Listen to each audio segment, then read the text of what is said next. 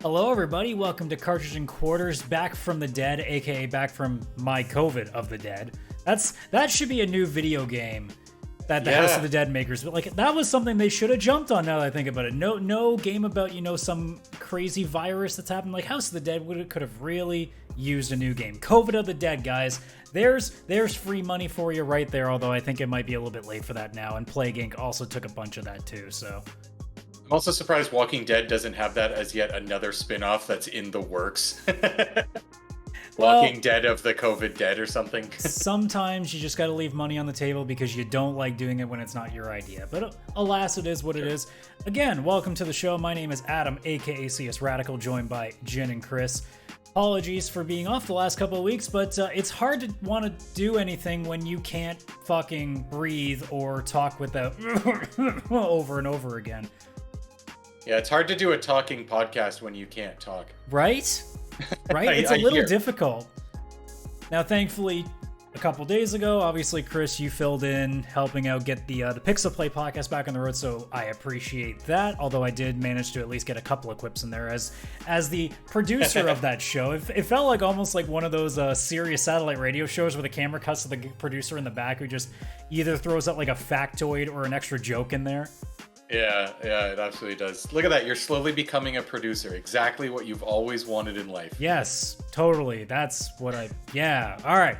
Well, we have a show for you guys. And by show, I mean no topics. What a surprise. Retro gaming news? Thing of the past. I guess that's a bit of a pun. But I did have an interesting topic to bounce off of to start with here. So during the course of this pandemic, I tried to get into a bunch of stuff when, I could get out of bed, I should say.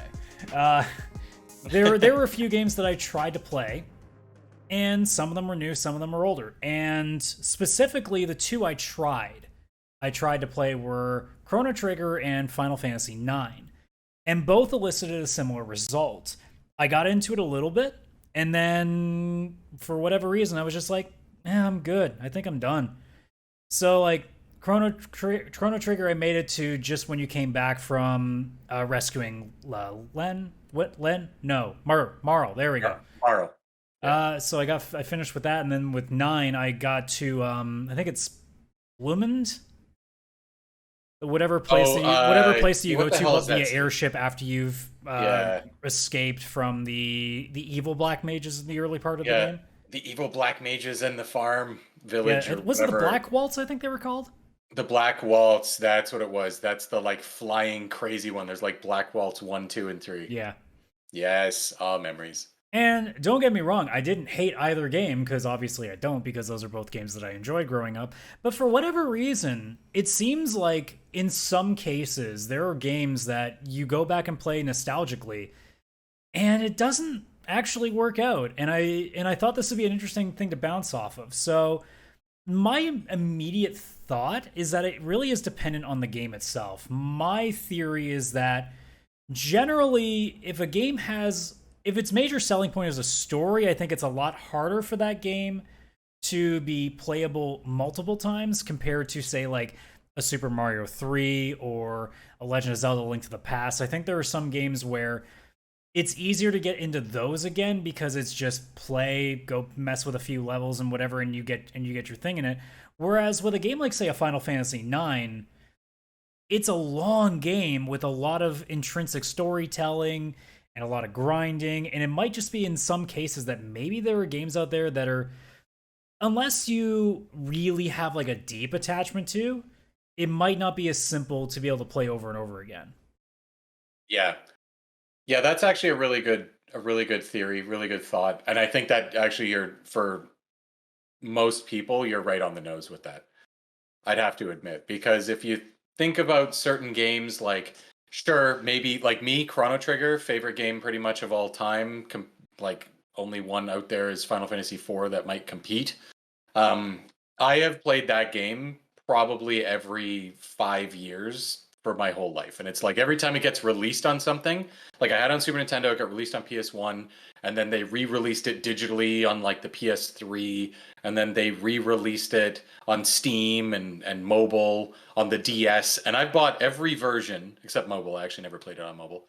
But I bought it every version and I played through it again and even usually got all the endings, especially on like Steam and stuff because they added achievements.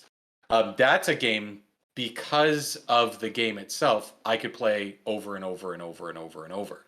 But other story driven games where I've already known the story, like maybe Metal Gear Solid 1, like, yes, there is some stealth gameplay and stuff in there, but the reason I'd want to go back is the story. And I already know it, and I probably would struggle real hard with playing that game because it doesn't have that same mystery that it did the very first time that I would have ever played it. So I can definitely see exactly what you're saying there. Yeah, because it's not for lack of interest. Like, I played through the first little bit of 9, and I was like, man, I remember how much I liked this game. But then it just got to that point where it's like, but do I really want to do like another 20-ish hours of this all over again? It's like, do I though? I think because again, 9 isn't a game that I'm very fond of compared to say like a 4, a 6. Actually, ironically enough, like 10's one of my favorite games. I tried to recently play the 10 remaster and I still didn't get very far in it. I think I got as far as I want to say Luca, and then I gave up again. And I think it might just have to do with specifically a lot of JRPGs because of the length. I think Yes. if you pulled me into say, like I said, Super Mario, you pulled me into a Sonic game, like it's easy to go into those because it's just a couple of levels, you know. And even then, like even if you put it down, like if I play Sonic Spinball and play only 3 stages, I'm not gonna feel that bad because whatever, I played a couple of stages of a game I like, and I don't always beat this game every time I try it. Whereas with a JRPG specifically, but I mean even longer length games, like if you want to go and play like say Morrowind, or if you want to go play Diablo 2 or things of that nature, I think that there is still a part of it of because of the length and because that a lot of it there is a story that kind of drives you forward. And especially with games that have a lot of repeating gameplay. Obviously with JRPGs it's just attack, magic, defend, go through the steps. Diablo, usually the similar kind of thing, bash things, cast spells, collect loot, repeat process. It might be that. It might be a big part of it just that sometimes, like again, without the like this is my favorite game of all time and I could play this game 1,000 times and I don't care. There are just those kind of games that seem like they don't hold the same replayability that say others would. Yeah, actually I have a very recent example that fits right in with what you were talking about. And I did end up actually continuing this game and finishing it, but it took me like 8 months of going back every like little bit. And that was the original Grandia game. Grandia HD was released where it's same game. They didn't do much to it. They basically put a filter on it so it doesn't look so blocky now on like the more higher resolution screens. They made it widescreen. I have it on Steam, but it ended up buying the HD collection on Switch like a year ago because on Steam I was definitely struggling with even starting the game because like to sit at my computer in a desk and play a JRPG was tough. But then I was like, but Switch, it's on the go. I can play like an hour, put it down. You know, it'll be a little bit easier to get through it. And thank God I did do that because that's the only reason I got over the initial, I want to say like 8 hours. And it's not that it was a bad game at all. The game is well done, well written, looks beautiful for like pixel graphics and everything. Obviously, it's a PS1 JRPG, so it has that look for sure. Um, it took me, I think, 35 hours to fully play and beat it. But the first 7 hours, I was struggling. Like, I would play for 45 minutes and I would put it down. I'd put it away. And then I wouldn't touch it for like 3 weeks. And I think it's exactly what you're saying. Like, it was just, I kept looking at it. I was like, this is fun, but I have like 30 hours to go. And I actually pulled up a walkthrough on my phone because I wanted to always check with when I would make some like progress. I want to see how much I had left. Not because I wasn't enjoying myself, but it was just something about the length and very repetitive nature, like you're saying, um, that I don't know, like it just wasn't as easy. However, then I hit about the 10-hour mark, and all of a sudden it was like I went over the edge of a waterfall. And I guess the story got just that, like, JRPG. It starts off where you're like gathering 3 eggs for your neighbors. And I guess I hit that 10-hour mark and it was like, uh-oh, we're getting closer to having to battle God. There's always the JRPG moment, right? But it started to get that much more interesting with characters and plot developments that I was like, oh, now I actually want to know what happens next. And that was the only thing that got me through till it got to the last 10 hours. And I actually played through that last 10 hours in a weekend. So it went from the first 10 hours taking me 6 months to get through, the next 10 hours taking me probably a month, and then the last 10 hours being in a weekend. Like it was this huge change as I went through it. And it was purely based on the story development and the fact I'd never played it before. So when the plot points were hitting hard, they weren't like they were all new to me. I didn't know what to expect. Yeah, it's interesting that you say that because it was something that was new to you. I wonder, because I've said before on the show, I really want to go and play Breath of Fire 3 and 4 because I've never gotten to. Yes. There are other games that fall into that. Skies of Arcadia would also fall into that. Grandia, like you just mentioned, would fall into that. Um, I wonder if it's not necessarily the story, is it just the archaicism that is these older games? Is it the fact that because the graphics are older and some of them don't age as well? Is it the fact that the systems are outdated or the controls are just like not as smooth as we expect them to be now? There are so many things about playing older games, especially if you haven't before, that can make things a little bit difficult. I'm also a big audiophile, so like I love Iron Maiden, for example. I'm wearing the goddamn t-shirt. Sometimes it's hard to listen to the early albums of them because they don't sound nearly as polished and as clear as, say, Yes. the newer ones do. I know a lot of people will say that's taboo because the better catalog generally for Maiden is considered to be the early days. But I also really like a good, clear record. There's something about listening to Brave New World or, oh my God, A Matter of Life and Death or The Final Frontier, where they feel so much more clear and polished and well orchestrated. Like there's a difference between that and then going all the way back to Peace of Mind or going back to Number of the Beast. And the same I imagine falls into games. Like there's something about starting, say, a Persona, like great example. I started at Persona 3, played 3 and 4, and then for the first time I tried playing the original Persona when it was reported to PSP, and I couldn't do it because the game was obviously much older, the systems were not the same, the graphics were different, there's no voice acting. So I think there's also something to be said that it isn't maybe necessarily just the length, or maybe it's that you know the story already. For games that you haven't even played before, it may also just be as simple as it's old and you're used to playing games that, well, aren't. Yes. I definitely, when you mentioned controls, that totally just shot off in my head. The fact that I played through and beat Banjo-Kazooie a couple months ago for the first time. I'd never played Banjo-Kazooie, never owned it on N64. Obviously, I knew all about it. Nothing about that game was a surprise to me. I basically knew everything from, I'm assuming, Nintendo Power and friends who had it. But it's on Game Pass and Rare is owned by Xbox, and they ported it to the Xbox 360, I think. And it has achievements and stuff. So I was like, you know what? I'm on a retro podcast and I love retro games. I should probably play this very important like N64 game. And I finished it. I got 100% of the achievements. I think it only took me like 15 hours and I was struggling with that one too. I forced myself just to finish it because I was interested in seeing the levels and it's collectathon. So like getting 100 puzzle pieces here and there and all that kind of crap, like that interested me. But when you mentioned the controls, that's where I was hit really, really hard Yeah, with the because, fact that like there's lack of camera well, control generally, the yeah, isometric nature isn't just like quite on point as much, like because the 3D plane is not the same to what we expect them today.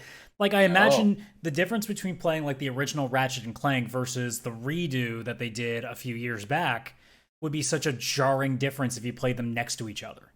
yeah, I don't think I could go back and play any of the. I never played any of the original Ratchet and Clanks. Again, another game I missed out on. Just never bought it.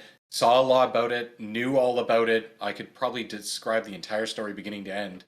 But did start the new ones. I've played the 2016 remake, or I think it was 2016, of the first game, or reboot of the first game, whatever it is. And I also played Rift Apart.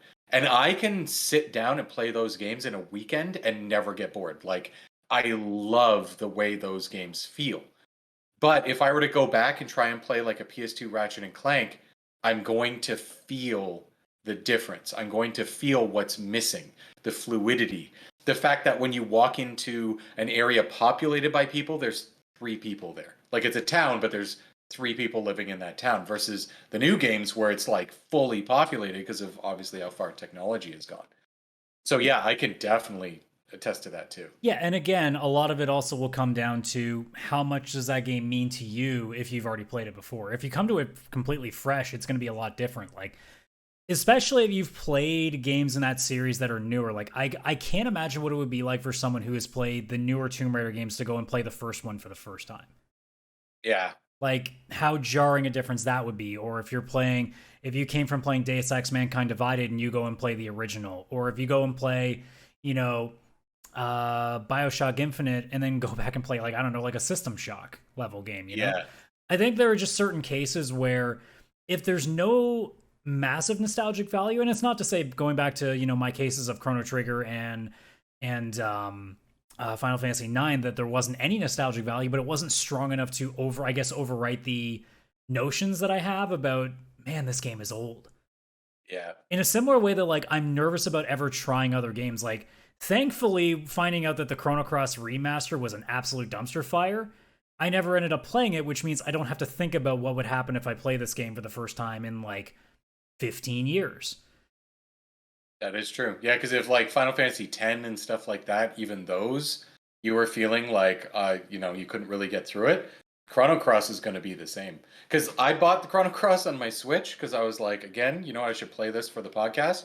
I think I'm an hour and a half in, and I haven't touched it. It was right from when it first came out. I bought it. I played it for an hour and a half, and I haven't gone back. And it's not that I don't like the game. It's just I don't know. There's newer stuff I could play instead. I think that's also the thing. Also, I will admit that it doesn't help that I'm currently in this weird state, and gamers get in these patches all the time, where you have this just you don't really have anything that you're attaching to. You don't really want to play anything. You're just kind of you boot up a game, you play it for 30 minutes, and then you let it go because you're not really sure what you want to do with it. And I'm kind Oh of yeah. in that state myself where, like, I'll boot up Returnal, play a couple of things and then be like, all right, I'm good. Then I'll boot up Golf with Friends, play a couple rounds there just to do something, and then that'll be it. And maybe I'll boot up a Final Fantasy IV randomizer seed, and that'll take me an hour or so to do. And, I haven't attached anything. I tried to play Stray recently. I know this isn't retro, but I tried to play that recently. That didn't go well at all. I didn't get into that. I've tried looking into, say, Demon Souls, but I also kind of want to do that specifically for streaming purposes. I still have Death Stranding sitting there, but there's not a real interest for me to go and try that. So some of it might also just be that certain moment that you get into as a gamer where just nothing's grabbing you to go and play it, and nothing is like tipping you over that waterfall, like you said. The Grandia eventually did, even though it took forever to get to that point. Uh, And looking at, like, what's not really coming out this year, because the next 6 months so far are still looking to be pretty dead. um it's definitely a state that's sometimes very difficult to get out of, and it really takes something special to kind of break that, and then eventually things can start up again. yeah. Oh, 100%. Yeah, there's definitely gamer burnout that I mean, we feel it with everything, right? Like I can't even lie, like even with the Marvel movies, I have a bit of Marvel burnout when it comes to the movies, not the TV shows for some reason, but the movies themselves, I definitely have a lot less of an excitement. Like I know this isn't retro gaming related, but it is kind of burnout related where, we saw the most recent Thor movie in theaters. It's coming to Disney Plus like in a couple weeks. I don't even plan on watching it again. The Doctor Strange movie came out again. I have no feeling to rewatch it. Like there's just the odd movie, yes, like Spider-Man No Way Home, like certain ones that I have a lot of nostalgic value for, I'd go back and watch again. But for the most part, like there's burnout all over the place, like with all kinds of things when there's so much. And as gamers, whether it's retro or new, there's so much now that it's not like it was when we were younger, where you have Chrono Trigger and it's literally the only new game you have until your birthday or Christmas 9 months from now. So you're going to play it, you're going to get your characters to level 99, you're going to see every ending because it's the only game you can play whether you like it or not. Where now, like even on my PlayStation, I don't even know what to. I have 3 games I've started. I'm like an hour and a half into Ghost of Tsushima. I'm like 3 hours into Uncharted Lost Legacy, and what else am I in? I'm in something else, and all of them, it's like which one do I play? And then I end up playing none of them because it's like, well, I don't know. I don't even know which one I want to play. There's so many. Well, that brings up an interesting theory too, right? Because this also can go hand in hand with the idea of, as a retro gamer, what it sometimes can lead to. There also may just be a fact that there's too much out there. Especially now when there is, I mean, for me as an example, I have a PlayStation 5 and an Xbox Series X with now extra and Game Pass offering stuff. Obviously, I've got Steam, so I've got a library there. I've got my randomizer community that I do stuff with occasionally. And that's gaming alone. That's not even counting retro ideas that I have. That's not going back and like booting up an emulator and playing like old games and things, or going through Steam if Steam has a couple of things like Final Fantasy 9 and Chrono Trigger, for example, that I've gone through. Then on top of that, I still haven't caught up with Ms. Marvel yet, so I haven't gotten to do that. Same with the last season of The Expanse. I still haven't gotten myself to watch that. Not to mention there's Alex Rider on Amazon Prime. There's probably a bunch of other things that I'm missing, but those are the three off the top of my head. And then there's also all the anime that I could have been watching that I haven't done. I also don't, even though I keep up with the results, I haven't been watching AEW very much. I try to catch the pay-per-views at least when I can, but I'm not barely keeping up with wrestling. And then on top of that, I'm also been playing my guitar a lot more than I used to, so that's taking up time as well. And now that, we're not in lockdown anymore, there's also the thing of actually being able to go out. I've been doing baseball, not counting COVID for the last couple of weeks, but I've had baseball. I've been going out and seeing, friends or my girlfriend or you guys. There's all these other things going on. And I think a large part of it isn't necessarily even burnout so much as it's just overwhelming. So I think there's so much when it comes to, as much as I do like to say, I think it's great that there are so many options. There are moments where sometimes it is even so much that you don't really have like any idea what direction you want to go. Yep. Yeah, you feel overwhelmed because there's too many things to do and you end up doing none of them. Or you try them all, but you don't commit to any of them because you can't focus. Yeah, 100%. It's like none of like I don't think either of us have ADHD, but I mean, with the amount of stuff on there, it's almost like having a pseudo version of it because there are 7 other things going on next to you that you're like, I could do that. Oh, but I could do. You're just kind of staring at something like, I don't know what I want to do anymore. Oh, 100%. This is why I actually organize my gaming every month because I've got the PlayStation 5, the Xbox Series X, a Switch, and Steam, but now Steam includes like normal PC or Steam Deck version of gaming because they're 2 very different things, but with the same library. I've actually got a list, like basically of one of each console, what game I'm currently playing on there. And that way it's like if I don't feel like playing that game on PlayStation, okay, I can go play that one on Xbox. And I kind of just limit it to those games. That way I'm not looking at my library, especially my Steam library. I'd pass out. By organizing it, it kind of keeps me focused. And there's always a little bit of retro in there and a little bit of brand new games. Like I was playing Stray while I was also playing Grandia, like brand new and old, obviously. But yeah, it's not easy. Like it definitely. But also, if you don't feel like playing games, you just don't play games. If you don't feel like watching TV, you don't, watch TV.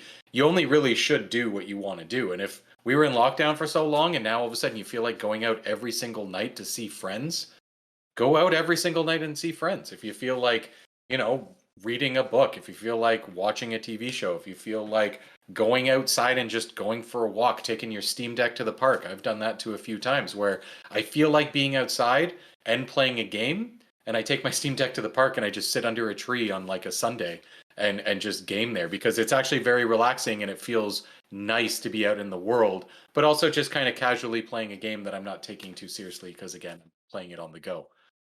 I definitely know exactly what you're feeling, and I've definitely felt that too. I remember a period like maybe 3-4 years ago, no, 5 years ago, I think, where I didn't play games for I think 9 months. I didn't turn on a single game. I didn't play anything, which is bonkers to think about. Where I'm playing on average 6 games a month now. So for 9 months, I didn't play a single game, and it was nice. It was just I didn't feel pressure to do it. If I didn't want to, I didn't want to, and then eventually I was like, I miss playing a game, and then I went in, and all of a sudden I was playing a bunch again. Yeah, I think there's such a myriad of factors to it. I think it's the most notable for retro though because it's a lot easier to justify not playing it because you're Oh like, yeah, I played this before, or you're like, this game's like 20 years old. It's not that big a deal if I'm not too into it now. So it's a lot easier to just put it by the wayside because you're like, nah, it's not the same. It's a lot harder, especially if you spent your hard-earned money on a new game and that yeah. game didn't work out. Thank God that Stray was an extra title, so that way I didn't feel like, man, I spent like 40, $50 on this. This doesn't feel great. Yeah. So it's definitely a different case for each scenario. I think with retro, it's a lot easier to not feel as bad about it because, well, especially with most of the games that most people go back and play now if they're retro, it's because they've played them before and they remember it growing up, right? So it's Absolutely. easier to justify in your mind that I don't need to play this. Like it's cool that I booted up, I played it for an hour, I remember. But I think with some games it's different, and I think it also depends on how you're playing them. I think there's a difference between trying to play Final Fantasy IX alone, especially in a state of not really sure what you want to do, than playing Mario Kart 64 with a group of people locally. 100%. Yeah. Oh, very much so. That I don't think I've ever had burnout for playing games with friends. I can't think of a time I ever did Yeah, have with the that. right group of people, you can make the same game. Like I still with the group that I have collected through Final Fantasy IV Randomizer, we will play golf with friends usually once or twice a week, and it's still fun every single time. Granted, it's more fun for me because I win almost every single game, but hey, Yeah, I hate playing that game with you. Actually, I take it back. I do have a game I hate playing with friends, and it's golf with friends, and you are the person I hate.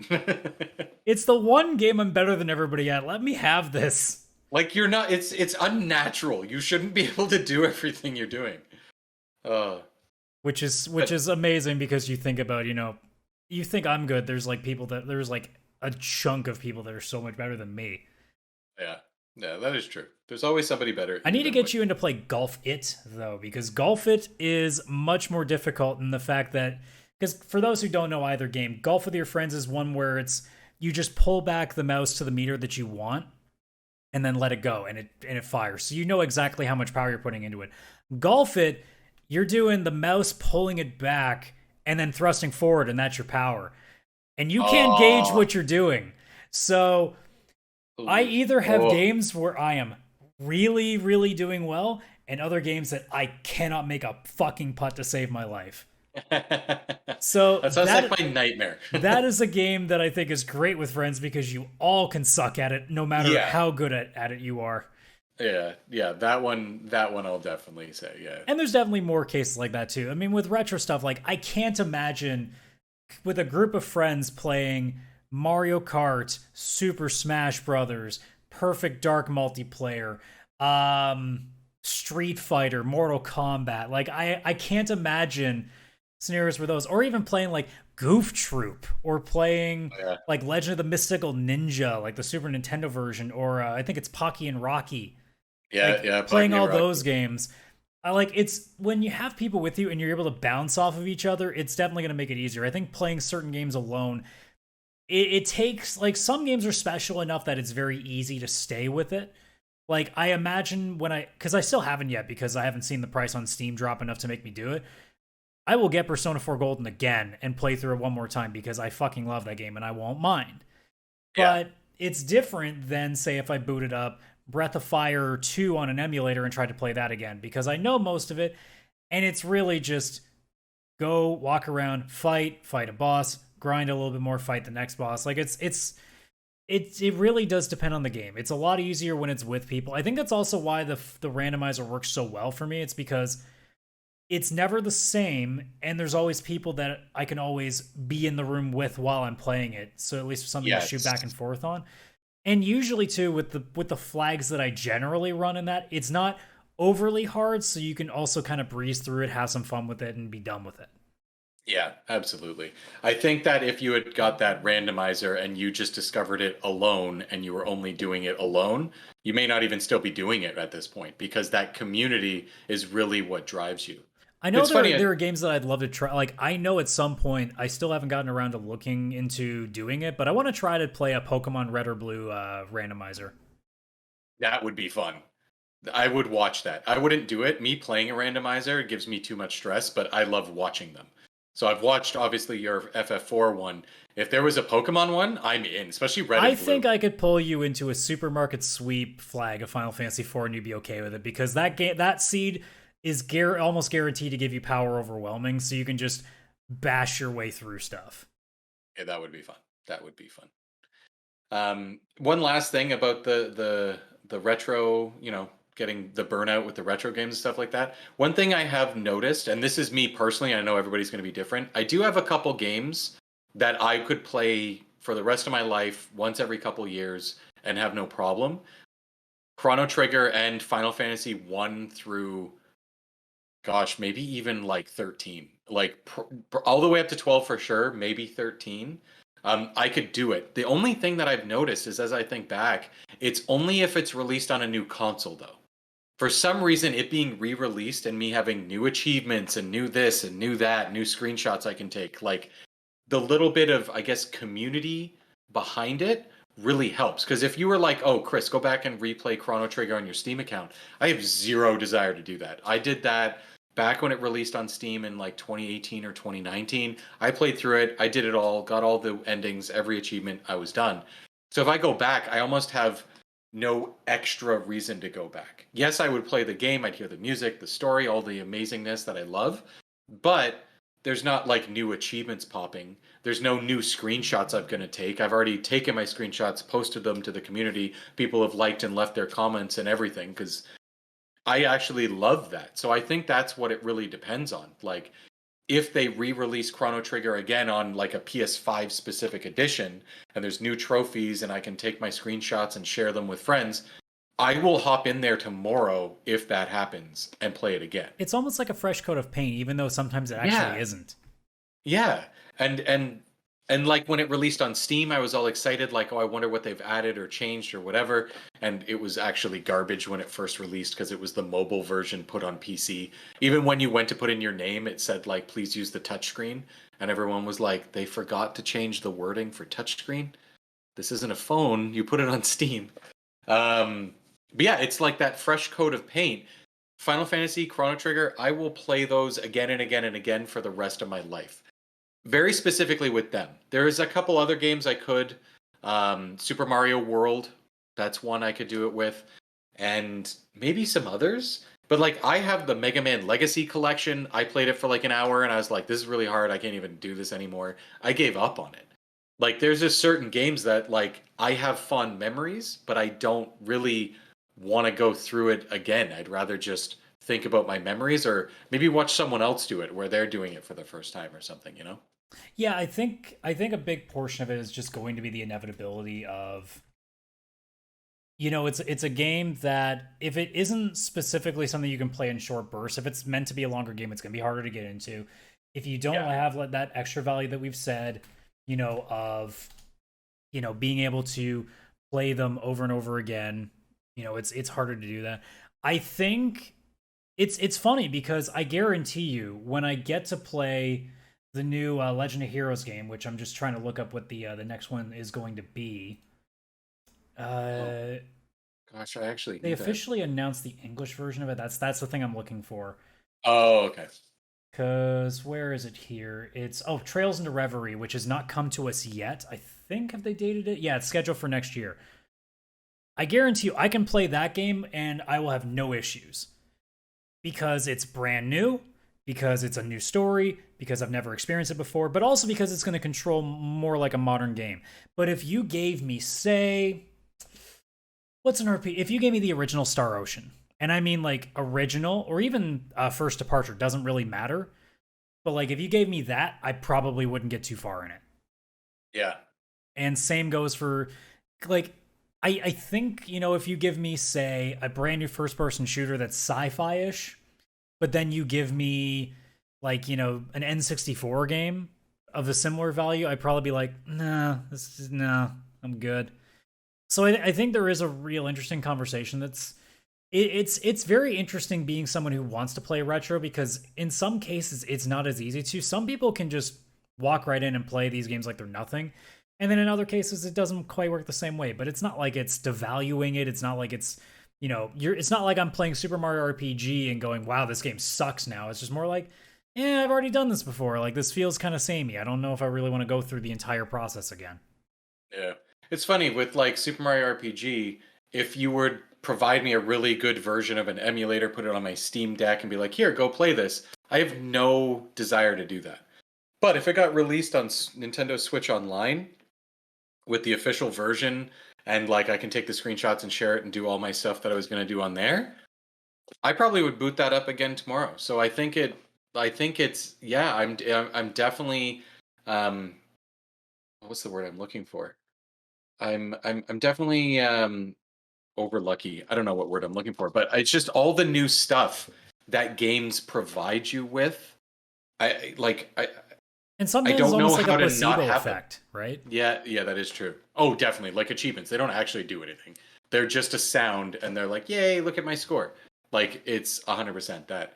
But yeah, like I think I just have all of this new stuff now. So if you have me go back to an old game, but it's like just on an emulator or it's even on the original system, I won't really want to do it because I want all the bells and whistles that new games come with. Even if it's that game HD remix, so it's, better with the new TVs and all that kind of stuff. You can leave the original game, just fix the resolution and all that, put it on there, add some achievements.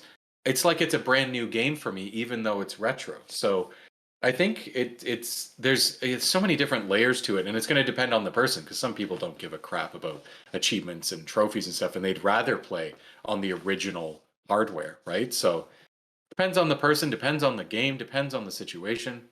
There's so much to it. Yeah, I mean, I know I want to at some point test these theories a little bit. I want to go. It's going to have to require me to replug in my PS2. I want to go back and play the Bouncer and see how I feel about that game. I know I need to boot up an old emulator and play a bunch of Super Nintendo games I haven't played in forever and see how that goes. So it's definitely such an interesting conversation, and I thought it was a great subject. And geez, we almost hit 40 minutes on it. So clearly it's definitely something that is worth talking about. So Oh, obviously 100%. anybody listening to the show, like, if you're watching either on YouTube or you can leave comments, whether it's for a Twitter account, even anywhere you can find it. Like if you want to mention similar stories and how you feel about these kind of things, do it. It's a Yeah. great conversation because it's something that a lot of retro gamers will deal with a lot. Because I know people that are like, man, I used to love like the original Punch Out, and I tried playing it recently. I don't know how I feel about it now. Like it's not an uncommon thing. Oh yeah, 100%. Unfortunately, though, what is a common thing is the thing that we do at the end of the show, which I feel like is a great segue into This Week in We're Old, because that is never going to stop. It's never. We're just getting older every day. I mean, Now, everybody is, so I guess that's helpful. now I it's a bit guess. of a shorter list this week because apparently not that much stuff wanted to come out in August. I mean, August does feel like it has felt like a dead month for gaming, actually, now that I think about it this year. Oh So yeah, nothing. obviously, Nothing's not going too on. much. Not to say that there isn't a couple of really good things that happened in this week, but we'll get to that as we go. So we start off on the 21st of August. One game that I thought was noted. Again, these are North American, Japanese, European releases. These are only things that I think are relevant. Like if I went through the entire list, we'd be here all day. So these are games that I think are relevant, or I think are interesting, or I think are funny. So we'll see how this goes. I don't think I found any funny ones this week, unfortunately. But not every month can have, or not every week can have a Kiss Psycho Circus video game. So That one was fantastic. so anyway, yeah, one game on the 21st here, 1998 release for PC in North America. I remember playing this game on N64, and I have a love-hate relationship with it because it was really goddamn hard as a first-person shooter. But the first Tom Clancy's Rainbow Six game. Oh wow, I didn't realize that was that. Oh no, that makes sense. Wow, Because but I like still did not realize that series was that old. I obviously playing first person shooters back in the day, you were thinking like Doom, Wolfenstein, and then you get into like GoldenEye and Perfect Dark, where they're not really tactical. Rainbow Six, you gotta be a little more careful about what you do, because you don't take that many bullets, and you don't regenerate. So No, it's like really getting shot. yeah, you take a couple shots, you're done. You're gone. So I remember renting Be that real. game a couple of times. It was fucking difficult. And then I Yeah, obviously play like Vegas for the 360, and that game was hard. And oh my I god. remember Vegas. I do remember And Vegas. then I played Siege online for like 2 minutes and went, nope, I'm gonna play against bots if I'm ever playing this game. Fuck that. We did try online. People are very good at that. Oh my god, they are. I mean, it's an esport for a reason because it is a Yeah. goddamn technical game. Yeah. Oh. Oof. But moving on to the 22nd, we got 3 games here. 2001 release for the PlayStation 2 in North America. We have the re-release because it was originally, I believe, on GameCube, if I'm not mistaken, but I may be wrong. But Resident Evil Code Veronica X, which I never did play. I've never played that one, but that's because I'm a wuss. Well, also because most Resident Evil games controlled like ass to me back in the day. Like 4 on the Wii is the closest I ever got. I still need to go and play the new versions of 2 and 3 because I played the demo for 3 and actually kind of liked it. So I'm curious to see Oh, if the controls are amazing. yeah, I'm curious Oh to yeah. see how those treat me now. Same with 4 when that finally gets re-released too, because that was the closest I got to actually playing a Resident Evil 4 game a bunch. So it'd be very interesting to see how that goes. Yeah, the Um, first. Yeah. Also, 2001 N64 release. Yeah, N64 games were still getting released in the 2000s. I know, surprising. North American release Tony Hawk's Pro Skater 2. Oh yeah. Oh yeah. I gotta go back and play that remake. I need to double check what the soundtrack was. Is that the Power Man one or was that the original? I feel like that's the I think that was the original. original. Yeah, I think. Yeah, Power Man. Oh, wait, no, it is. It is. When Oh, Worlds is the second Collide, one? Power Man 5000 was Tony Hawk 2. Uh, Also, Guerrilla Radio from Rage Against the Machine, Bring the Noise from that, Anthrax and Public Enemy. yeah. And everything else is not really that big, but though those specifically, but yeah, Power Man 5000. I legitimately do not know that song without Tony Hawk being attached to it. So Yeah, I think it was the first time I heard it, and the only place I heard it. Well, I probably heard it elsewhere, but there was no not hearing it from Tony Hawk at yeah. that point. Yeah. And then lastly, we go all the way to 1987, where Oh. you know, a game kind of came out. NES release for North America, Legend of Zelda. No big deal, just that gold That's like, cartridge. oh, that gold cartridge. Oh, that's so beautiful. I'm amazed that not a lot of games did that. Like you think about like some of the memorable ones, that was a big one. The Maximum Carnage red cartridge. Yeah, that was good. Um, didn't Donkey Kong 64 I think had a yellow one? I It think had a yellow one, yes. And Ocarina of Time, I think, had a gold one again. I don't know if there may have been versions. I know Majora's Mask I think had a black one. Mm. Yes, and they had that too. They So there, did. there were some cases. I'm surprised that companies didn't use it more because it really made that thing stand out. Yeah, like it was, you felt like you would had the, like that was a collector's edition back in the day. I mean, they still do collector's editions now, but they suck. But also, you think about it, like, it made sense back then because we didn't apparently keep the boxes to these games back in the day. We did not. So, that red Maximum Carnage cartridge really stuck out in your list of gray Super Nintendo cartridges. That's something that just mind fucks me to death that we never kept the boxes to these games, and yet it's something that we just intrinsically do now, although it's because it's CDs and we know that CDs are really not the best thing to leave unchecked, but Yeah. Yeah. Yeah, the boxes kind of sucked. They were very flimsy cardboard. Like they weren't meant to put the game back and like get everything back in there. It seemed like here's yeah, your they didn't really have packaging, like a open it and holster for it in the way that we do with CDs, so there's that. no. But man, like you think about how much nicer these things look when they're in boxes on a shelf now. Oh yeah. Oh yeah. Whoever kept the boxes, smart. Yeah. Because I didn't. I mean, I didn't even keep the games. I sold them all. But the boxes, I instantly got rid of every Especially time. if you manage to keep them in condition, because man, some of those can look Oh great. yeah. Oh yeah. Moving on to the 23rd, 3 games on this one, all of them in the 2000s. So 2001, PlayStation 2 release in Japan, obviously starting what ended up being a very big franchise in the 2000s, Devil May Cry.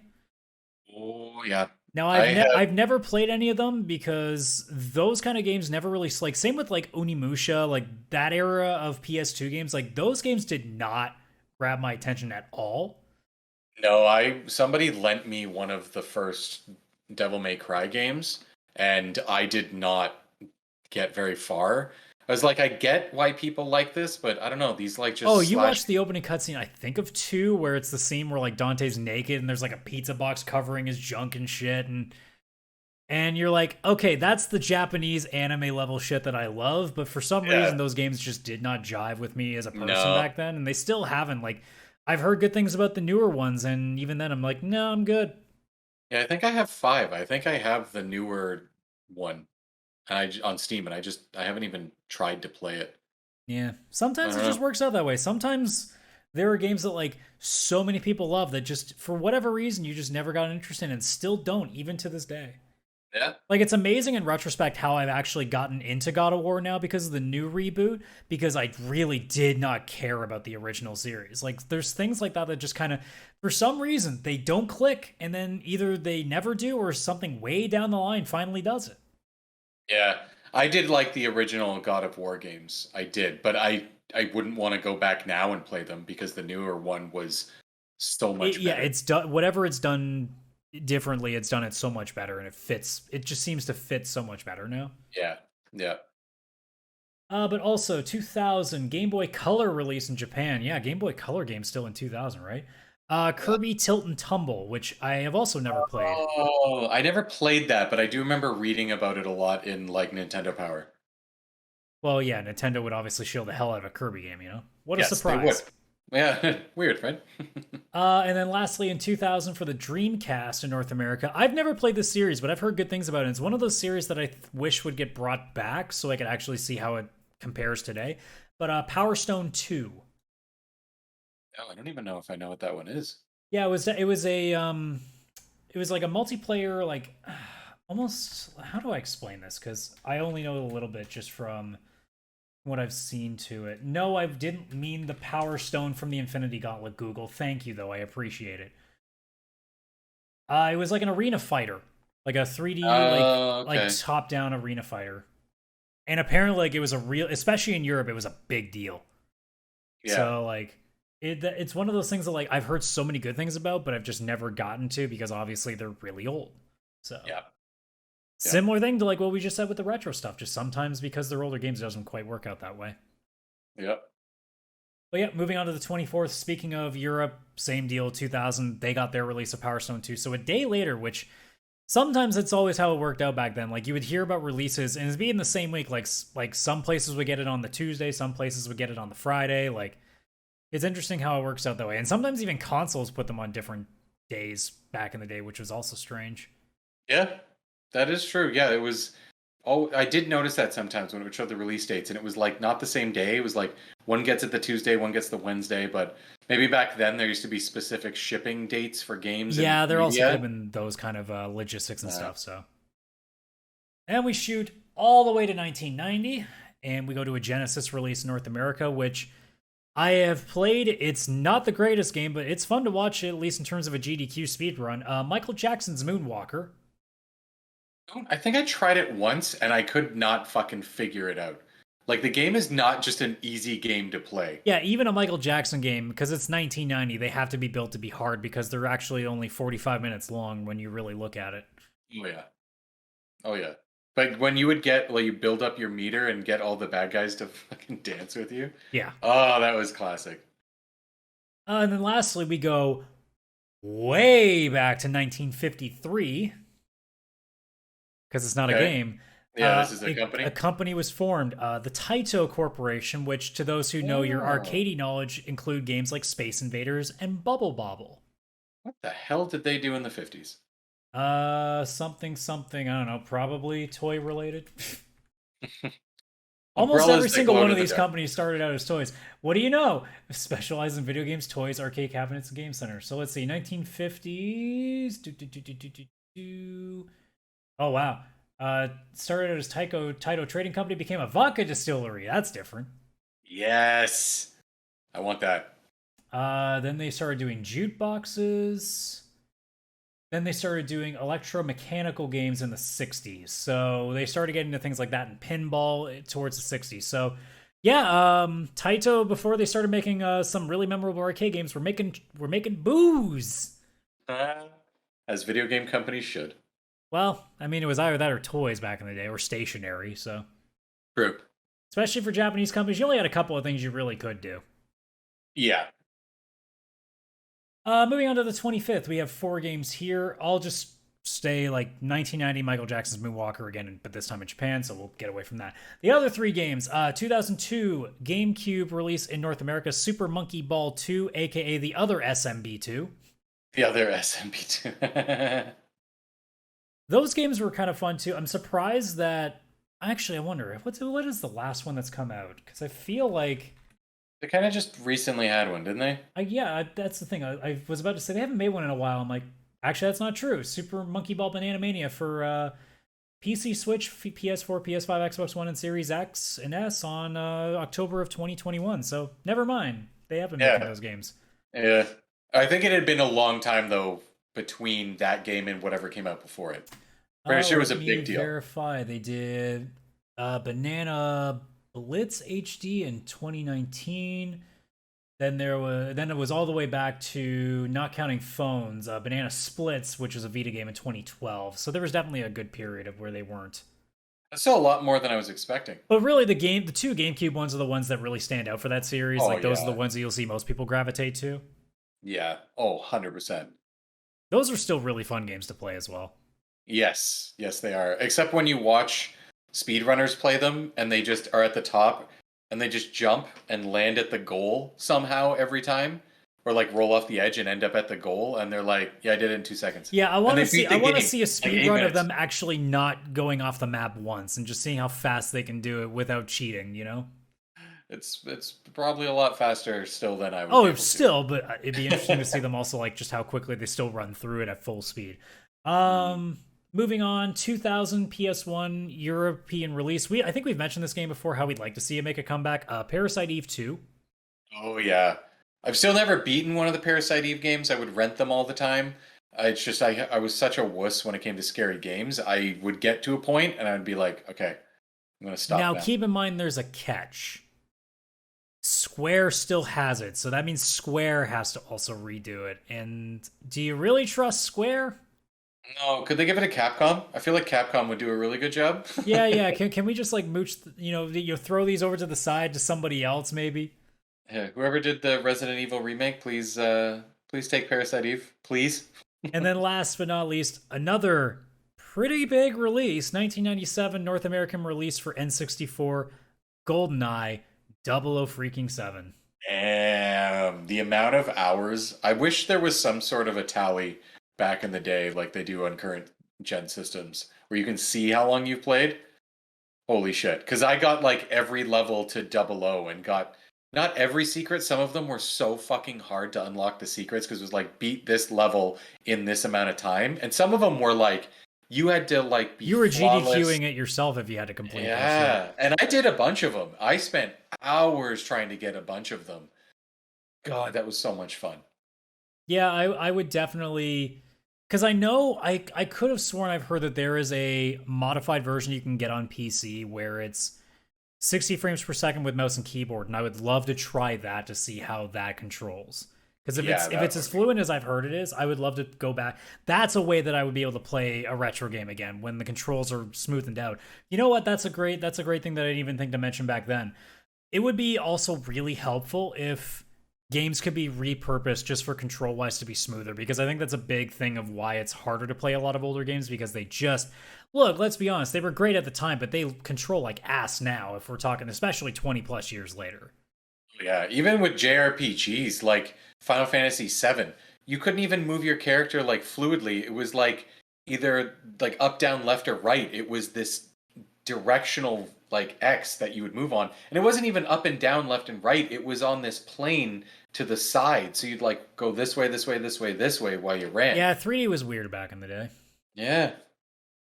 Moving on to the 26th, we have two games here. 2000 release for the PlayStation 1 in Japan. It's so weird saying PlayStation 1, but it's so much more descriptive now when you have like four other ones. Yeah. But Dragon Warrior 7 specifically, because it's Japan, but this would have been known in other markets as Dragon Quest 7 Fragments of the Forgotten Past, which honestly, like, I've never played any of the Dragon Quest games aside from 8 and the newest one, 11. So Same. It's the only ones I've played. They re-released 1, 2, and 3 on Switch for like $5 isn't there the a piece. one that's recently is giving like the Octopath Traveler looking like redos that's Yeah. coming out sometime? That may be a way to play that again. Yeah, I think it's 3. It's either 2 or 3. I know it's not the first one. Yeah, It's whichever one is apparently the most popular, which I don't actually know because because we're I not haven't played. Japanese, where Dragon Warrior is way more popular. Mm, yeah, exactly. Dragon Yeah, Quest I in would want Japan like that. is their Call of Duty, and that's like not even a joke. Jeez, that's crazy. That is crazy, especially when you're here and so few people have played it compared to say like Final Fantasy or something like Yeah. that. It's crazy. And then the other one is 1994 for the Genesis and Mega Drive in Japan. We talked about this, I think, on the last show, but this is the sequel to Echo the Dolphin, Echo the Tides of Time. And I thought it was just funny because I know Chris hates the original game because it was so fucking hard. It was hard. Like, I don't get it. It was fun to turn that game on and to be a dolphin and like jump out of the water, do a flip, and if there was a rock, like, oh, can I jump the rock? That was so satisfying. And then you actually tried to play the fucking game and you'd like drown. I was like, I don't understand what just fucking happened. I have no idea. But last but not least, we get to today, the 27th, where apparently everything decided this was the day because there's 7 games on this list. Wow. 2002 for the PlayStation 2. I mentioned earlier when we were talking about the Devil May Cry stuff, but Onimusha 2 Samurai's Destiny. Oh, look at Again, that. I tried Onimusha, the original one. Didn't get into it, but a lot of people really liked it. I remember it being a big deal when the third game came out, I believe, because Jean Reno was actually played a Yes. character in that game. I do remember that a lot. I've never played the series at all, but that was when it really caught my attention for the third one. 2001. I played this game a lot growing up. Game Boy Advance released in North America. Mario Kart Super Circuit, aka a lot of the time I spent in the car was playing this game. Yeah, it was like the Super Nintendo Mario Kart, which would be really hard to go back to. I tried the Super Nintendo one and like holy fuck, it's so different. It's not easy. It's fine, but like It it definitely, they definitely have polished it since. yeah, yeah. Oh, for But yeah, sure. between this game and F Zero Maximum Velocity, that was a good chunk of my Game Boy Advance days while I was, in the car.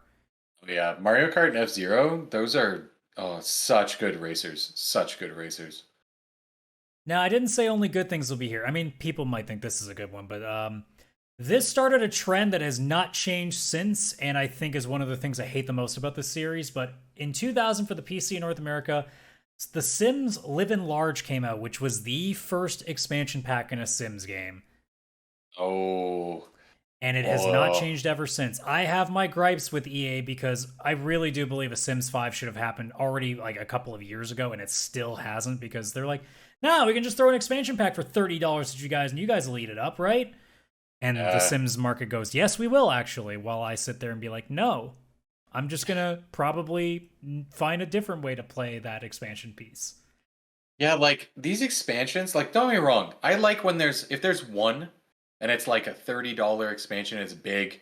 Like The Witcher 3 has like I think maybe two. I'm okay with that. It's like adding a huge amount and everything to the game. But when it's something like The Sims, and it's like, oh, there's a whole bunch of different hairstyles and characters, and It's like like, now you here's can some be a clothes, and werewolf. here's like a new job you can do, and the slight, if like other change, and you're like, that's it? Yeah. And it feels like the original game is just unfinished, and there's so many that if you wanted to get into that game late, you got to drop like $200-300 if you really, really want to play it all. The costume stuff is almost insulting in a way because it's like, dude, if you just go to like Sims 4 Resource, for example, you can get so much goddamn free content that are probably so much better made content too because those Yeah. people are passionate. Oh yeah. Yeah, it's like there's a game City Skylines, which is like a city builder game, way Yep. better than SimCity and all that. I love that game. I got it right when it came out. I played it, absolutely loved it. First expansion came out, I bought it. You know, it added like I don't know hospitals or schools. I don't know. It added something, and I was all into it and I played it. And then another one came out and I got that. And eventually they added a third one. I'm like, all right, hold on. Now this is just adding like nightclubs, like I don't know, like I get it's changing, but do I really need yet another one? So I stopped, and thank God I did, because they've released like 7 more since then. And they have another one coming out that they just announced. Like, oh my God. Yeah, I mean It's it's in just too in much. the same vein that like sometimes companies just go, you know what? It's probably easier if we just divert our attention to adding to these games for a smaller price than like spending years trying to produce a new one. Yeah. I mean, you see, like we play Killing Floor 2, and every once in a while they'll come up with something new again, and we'll be like, okay, but are you guys making another game? And then they just keep producing like small content because I guess whatever they're doing is working. Yeah. I'm okay with that one just because it's not $30 every time they decide to do a release. Yeah. Sims and all the other ones, it feels like, hey, here's this new $30 expansion. It's like, I can't afford this game to be $300. It's not even worth $300 to me. I just want it to be the $70 or an 80 or whatever it is now the games are. And like just let me buy it and I'm done. Yep. Yeah. Four more games here. So we got 1999 PC release worldwide. I believe this is the sequel to the original Command and Conquer, but this is Command and Conquer Tiberian Sun. Yeah, that was I think a whole new series. Like there was the original and then there was the Red Alert series and then I think Tiberian Sun was yet another one. You would probably Or know better that, than me because you were yeah, definitely into those games more than I was. So yeah. Or that could actually be a sequel to the original. I can't even remember now. let's see, because we got time. Why not? This game is the sequel to the 1995 game Command and Conquer, so it looks like it's just straight up the Yes. sequel. Yeah, so that makes sense because they had Red Alert, but that was kind of like its own side series Mm-hmm. that went on with Tim Curry saying space real awesome. Yeah, there's nobody really remembers much else from that series anymore. No, no, absolutely not. I mean, I remember Hell's March, the song from the first game, because it's like the most badass metal song that you'll ever listen to in a game almost. And then I remember the third one because Tim Curry said some funny shit. Yeah, that's pretty much the case. Yeah. Also 1994, known as Mother 2 in Japan when it released for the Super Nintendo, but to us we knew it as Earthbound. Yep. Uh, a game I still have not finished either. Yeah, that's also a game that I could also go back to. And I feel like that game might have a chance because it definitely feels different compared to most. Yeah, that is true. It's got a charm to it. It does. Oh, 100%. It's also funny that we mentioned Mario Kart for Super Nintendo because guess what released in 1992 in Japan?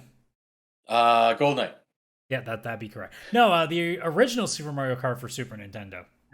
Nice. Oh, God, so good. It's interesting how the original in Japan released, and then on the same day, 9 years later, essentially like a similar version to it for Game Boy Advance released in North America, which is very interesting.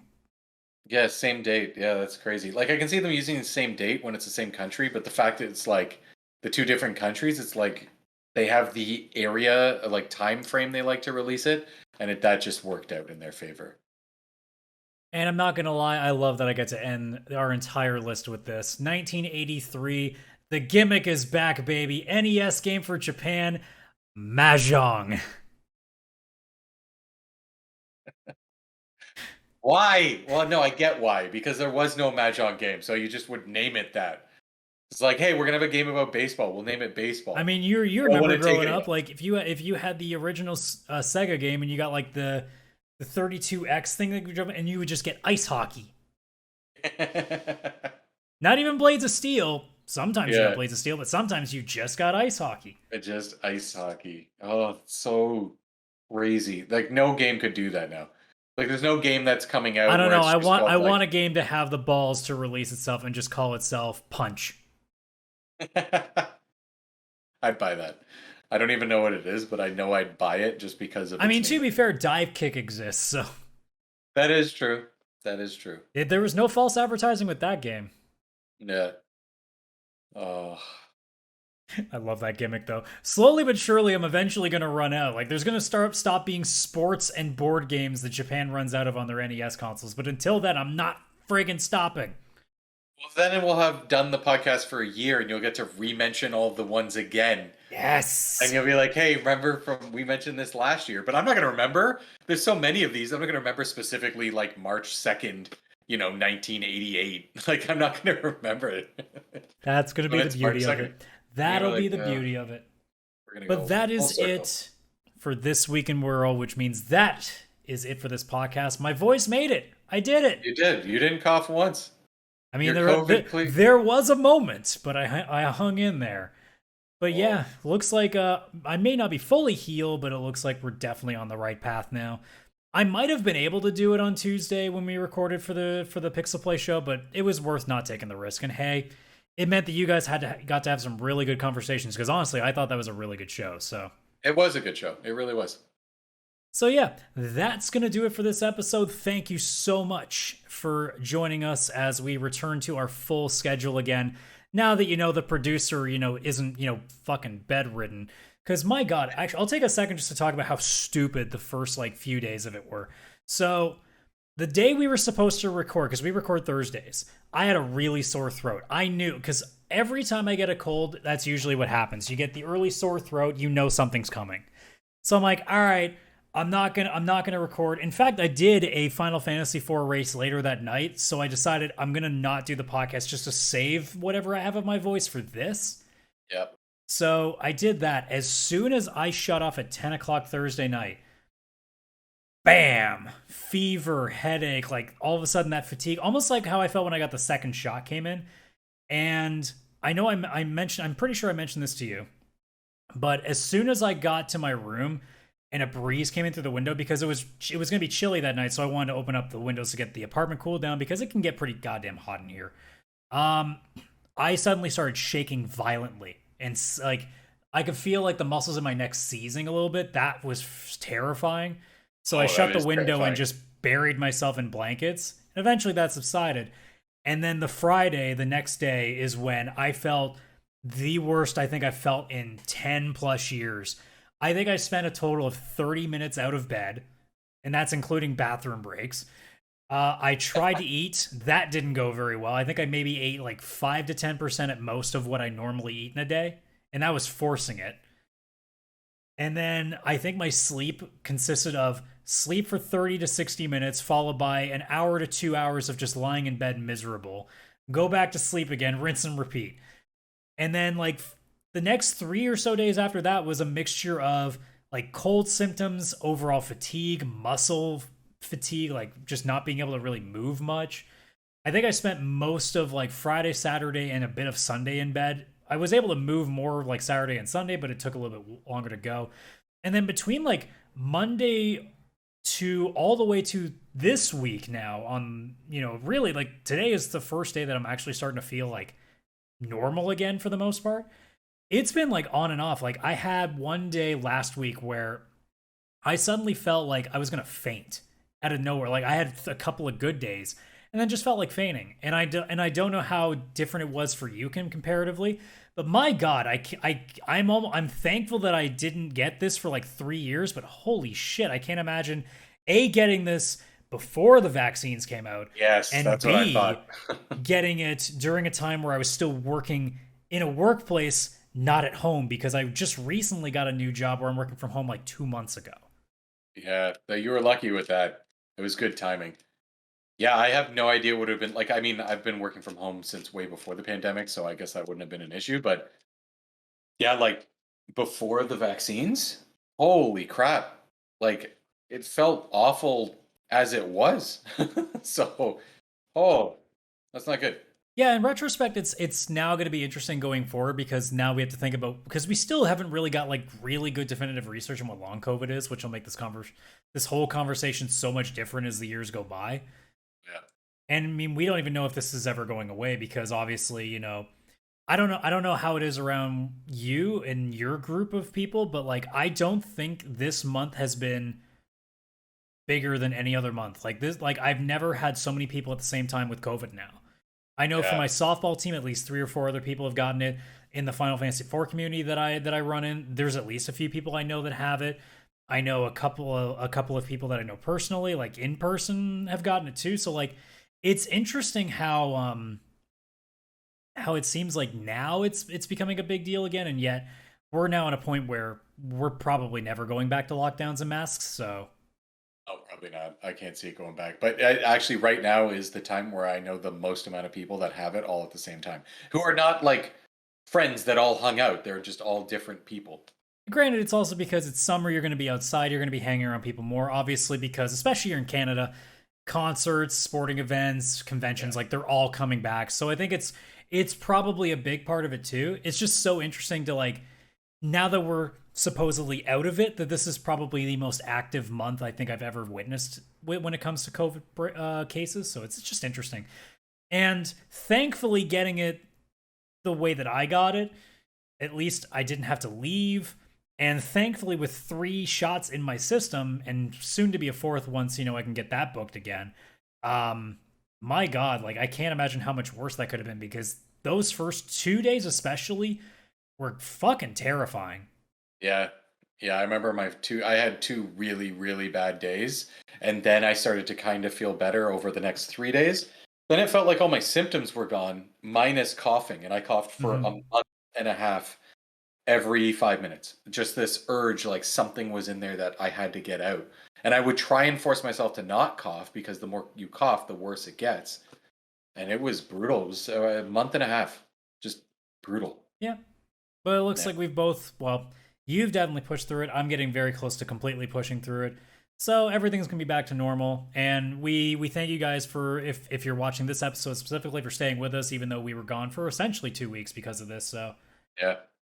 but otherwise, that's going to do for the show. So, as we always do at the end of the show, thank you so much for watching. We hope it was great for you. If you want to know more about us, you can check out our link tree. That is linktree/pixelplaypodcast, linktr.ee/pixelplaypodcast, where you can get our socials, link to our email if you want to send us questions, link to our Discord if you want to join the conversation there, and a link to where you can find our podcast, whether audio or YouTube form.